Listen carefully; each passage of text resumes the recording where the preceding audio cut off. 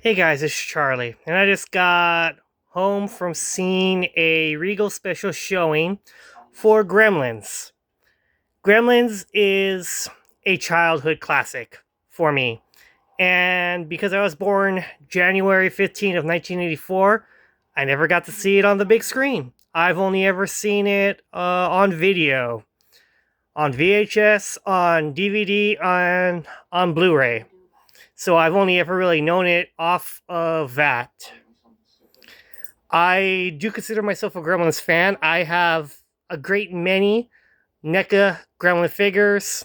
If you saw my picture, I have a dancing gizmo doll that I brought with me to the movie because the kid in me, if I'd been able to see it in the theater, would have had a dancing gizmo plush with him because that's the kid in me. I love to keep in touch with my inner child. That's just who I am, and that's something that will never change. That's me as a person.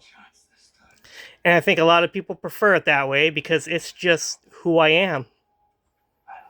Okay, so as I said, Gremlins is a masterpiece. Now, I'm more of a Gremlins 2 fan than a Gremlins fan. Not to say that Gremlins 1 is terrible, a bad movie. I'm just in the minority.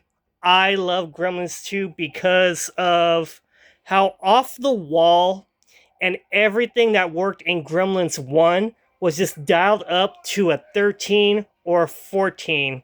And each of the Gremlins just had more personality in part 2. Whereas in part 1, they're just very generic. You have 5 Mogwais. You have one who has a stripe on his head, and that's Stripe, that's the leader.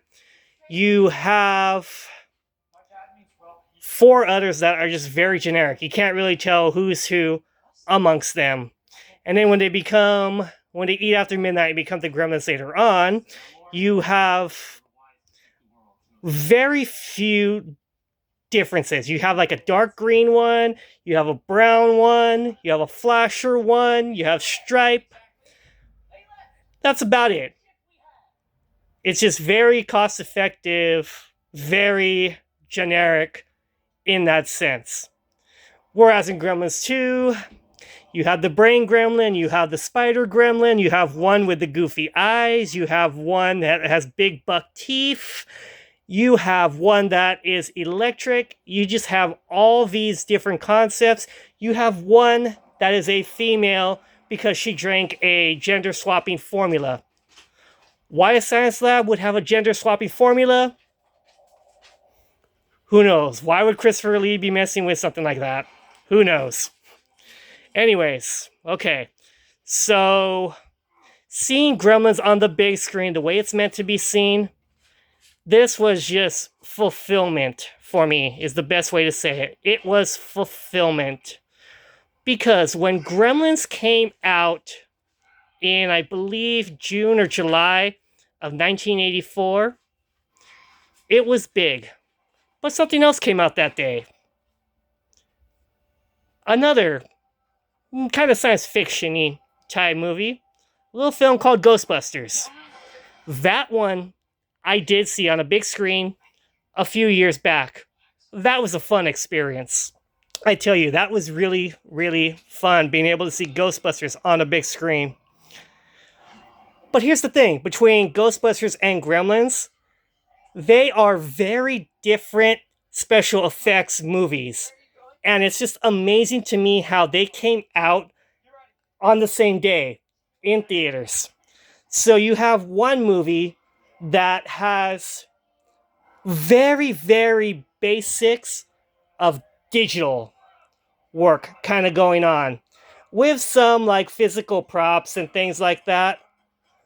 And that was Ghostbusters. Great movie. Great, great, great comedy.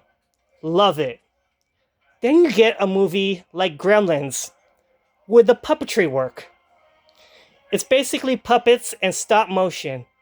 But the stop motion and the puppetry work, it holds up so well. So very, very well.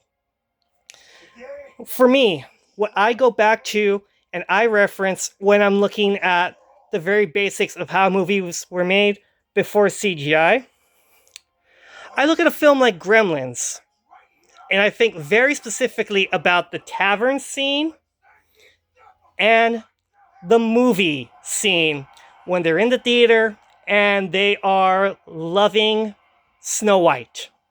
They are loving seeing it.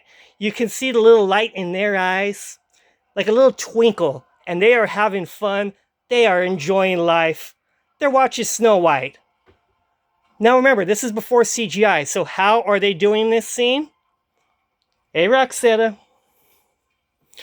It's literally many, many, many puppeteers, maybe with like 3 or 4 gremlin props on their shoulders, making them work individual, one gremlin at a time, over multiple hours of work, because it's a setup, it's a reset, and it's a redo. And I think of all that painstaking work that those puppeteers did to make it work. And it holds up so very, very well, especially on a big screen. That's really what I'm getting at, is it holds up so well on a big screen. Mind you, I did say that Ghostbusters was a great movie. Very beginnings of CGI. I love it. I loved both of them, honestly. I think me as a kid, if I was a middle school teenager back in 1984, when those movies came out on that same day, Gremlins and Ghostbusters, I think I would have loved Ghostbusters, but I would have appreciated Gremlins for the family aspect of it, I think. There's so much to that story about a boy and his pet. And it's so much fun. It's literally like lightning in a bottle. Like the next year with Back to the Future. Lightning in a bottle is what Gremlins is to me. And of course, they're both Spielberg joints. Spielberg's an executive producer because this is Joe Dante directed this one. And with Back to the Future, it's Robert Zemeckis directing.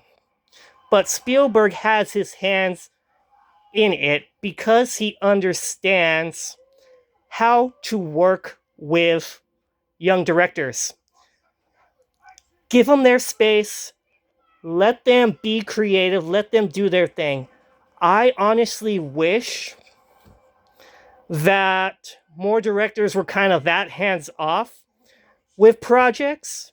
I don't really think they are that hands-off. I think it's very different these days because these are very different times, different priorities now. Different priorities because the studio wants money, money, money. So, those are my thoughts.